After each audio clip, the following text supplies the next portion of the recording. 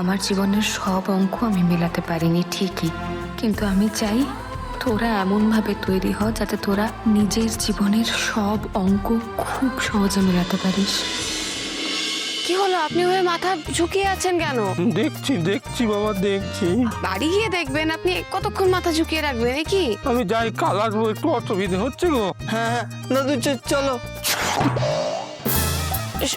সনাতন বাবু দাঁড়ান। আরে হাবলু, আরে বাবলু রে, সামলা, ওইদিকে সামলা, দাঁড়িয়ে দিয়েছে।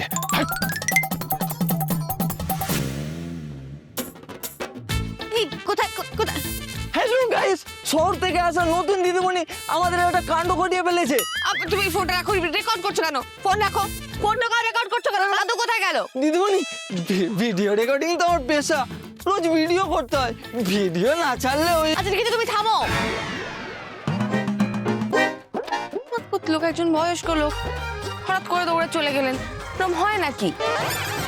কিছু তো একটা গন্ডগোল আছে। এই যে তুমি ঠিক করে বলো তো কি হয়েছে? ওরম ভাবে পালালেন কেন উনি? দিদিমণি ওই আর কি, প্রকৃতির ডাক আসলে বড়। আচ্ছা আচ্ছা ঠিক আছে, বুঝেছি। বয়স হয়েছে তো। আচ্ছা ঠিক আছে, তোমার আর কিছু বলতে হবে না, তুমি এখন যাও। আর শোনো, এই স্কুলের মধ্যে ভিডিও টিডিও কিছু করা যাবে না, ঠিক আছে? যাও তুমি। যাবো? হ্যাঁ হ্যাঁ প্লিজ।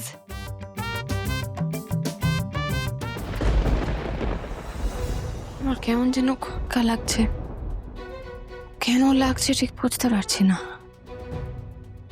ওমা, এ কি, তোমরা ক্লাস থেকে বেরিয়ে এলে কেন এখন? কি হয়েছে? দিদিমণি তো আসেনি, আমরা কি মাঠে যাব? না, আমি তোমাদের আজকে অঙ্ক ক্লাস নেবো, চলো। আমার অঙ্কটা মেলেন দিদিমণি। এসো, আমি মিলিয়ে দেবো। আমার জীবনের সব অঙ্ক আমি মেলাতে পারিনি ঠিকই, কিন্তু আমি চাই তোরা এমনভাবে তৈরি হ যাতে তোরা নিজের জীবনের সব অঙ্ক খুব সহজে মেলাতে পারিস।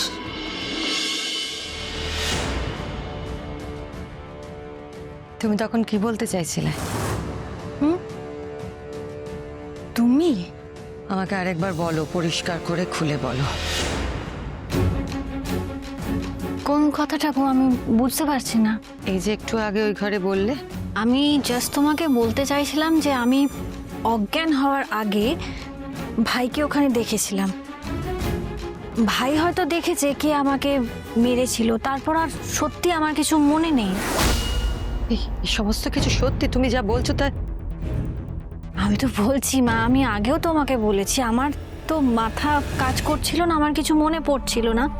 এখন কিন্তু আমার কাছে সবটা স্পষ্ট। ভাই ওখানে ছিল, ভাই নিশ্চয়ই আরো কিছু দেখেছে, নিশ্চয়ই। কি করে সম্ভব? ও তো ওই ঘটনার পর ট্রমায় চলে গেছিল। তারপর জানো মা, শেষ কদিন ধরে না আমার মাথায় একটা জিনিসই চলছে। ভাই ওখানে ছিল তো, তার মানে ভাই অনেক কিছু দেখেছে। শুধু এইটা নয় যে কে আমাকে মেরেছিল সেটা দেখেছে, তাছাড়া অনেক কিছু দেখেছে। হয়তো সেই দেখাটাই ওকে আরো ট্রমার দিকে এগিয়ে দিয়েছে। আর তুমি বিশ্বাস করো বা না করো মা, আমি তো জানি আমি কে। আমার মন কি বলে জানো মা? ঠাকুর আমাকে বাঁচিয়ে রেখেছেন যাতে আমি সত্যিটা জানতে পারি। এবার সত্যি সত্যি মরে যাওয়ার আগে আমাকে সত্যিটা যেভাবে হোক জানতেই হবে। আর এই টাকা পয়সা সম্পত্তি নিয়ে আমি কোথায় যাবো বলো? এসব নিয়ে তো আর চিতায় ওঠা যায় না।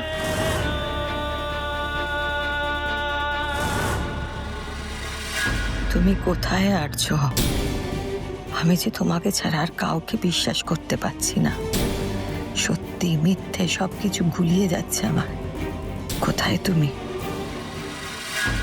কিরকম আঠার দিয়েছেন বলুন তো? খুলে ঠুলে গিয়ে যা তা অবস্থা, একটা কেলেঙ্কারি ঘটতে বসেছিল। আচ্ছা ঠিক আছে, আপনি একটু মাথাটা ঠান্ডা করুন, এই নিন একটু মুড়ি খান। না মুড়ি পরে হবে, এই আঠার জন্য পুরো সর্বনাশ হয়ে যেত। এ কাকা, তুমি কিরকম আটা দিয়েছো বলতো? খুলে গেল, মা ইজ্জত পুরো ধুলাই লেপে দিচ্ছ। বেশি করে দিতে কি হচ্ছিল? বেশি করে আঠা দিলে তখন খুলবেই না। তখন কেন খুলবে না কেন? আরে চামড়া ছড়ে ফড়ে যাবে। এই বাবলু, তুমি দিদিমণিকে কি বলে ম্যানেজ করলে? বললাম যে বাথরুমে যাওয়ার দরকার। বাথরুম। অপর্ণা, আমি জানি আমি তোমার বাবার কথা শুনছি না, তাকে দেওয়া কথা আমি রাখতে পারছি না, কিন্তু তোমাকে এই বিপদের মধ্যে ফেলে আমি কি করে যাব বলো তো? না না, সেটা হতে পারে না। আমাকে সব সত্যিটা জানতে হবে। তোমাকে বিপদের মুখে রেখে আমি কোনোভাবেই কোথাও যাব না।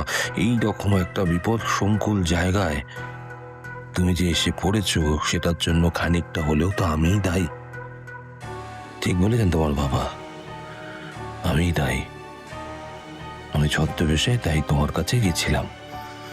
আমাকে যেভাবেই হোক তোমার কাছাকাছি থাকতে হবেই, কিন্তু এবার কি করে? একটা উপায় আছে তোমার কাছে পৌঁছবার। যেভাবেই হোক তোমার কাছে পৌঁছবো, আর একটু কাছাকাছি থাক। অফিসের কাজ কর্ম সব পরে হবে, আগে তোমার কাছে পৌঁছতে হবে, রেস্কিউ করতে হবে তোমাকে।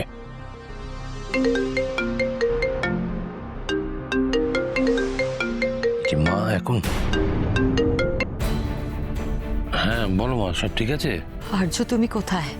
মা, আমি তো বললাম আমি অপর্ণাকে খুঁজে পেয়েছি, ওর কাছাকাছিও পৌঁছেছি, কিন্তু ওর বাবা বারণ করছেন কাছাকাছি যেতে। মানে সতীনাথ বাবু তোমাকে অপর্ণার কাছে যেতে বারণ করেছে? হ্যাঁ মা, বারণ করেছে, কিন্তু তুমি চিন্তা করো না, তুমি আবার এইসব নিয়ে ভাববে। আর্য নিজেই এত সমস্যার মধ্যে জড়িয়ে রয়েছে, ওকে এখন এখানকার কথা বলি কি করে? বলছি যে অপর্ণাকে নিয়ে তুমি ফিরে আসছো তো? না না, অনেক সমস্যা আছে, শোনো। আমি ওর বাবার কথা শুনে ওর কাছে আর্য হিসেবে যাইনি, আমি ছদ্মবেশে গেছিলাম। বিপদের মধ্যে আছে অপর্ণা, আর এই বিপদের মধ্যে ফেলে আমি ওকে রেখে দিয়ে চলে যাব? হয় নাকি সেটা? আর শোনো, তুমি এসব কথা মাথা থেকে বার করো। বাড়িতে সব ঠিক আছে? হ্যাঁ হ্যাঁ, সব ঠিক আছে, সব ঠিক আছে। তুমি যত তাড়াতাড়ি সম্ভব অপর্ণাকে নিয়ে ফিরে এসো। আমি আর কিচ্ছু চাইছি না আর্য, তুমি চিন্তা করো না, এদিকটা আমি সামলে নেব। ঠিক বলছো তো? একদম ঠিক বলছি। কিন্তু তুমি যে বললে তুমি গ্রামে গেছো, গ্রামে ওখানে ওইভাবে তুমি থাকছো কি করে আর্য? সেখানে তো সব... মা, গ্রামে গেছি, কি হয়েছে? আমি অপর্ণার জন্য সব কিছু করতে পারবো। কি বলছো? তাই যেন হয় আর্য। স্যার, বাথরুমে 17 জনের লাইন। হুম। আর্য সিংহ রায় ওখানে 17 জনের পেছনে লাইন? না না, আমি আমি আমি বরং এক কাজ করি, আমি কিঙ্করকে বলে ওখানে তোমার থাকার মতো সমস্ত ব্যবস্থা করে দিই, যাতে তোমার কোনো অসুবিধে না হয় আর্য। না না না না মা, কিঙ্করকে বলার দরকার নেই।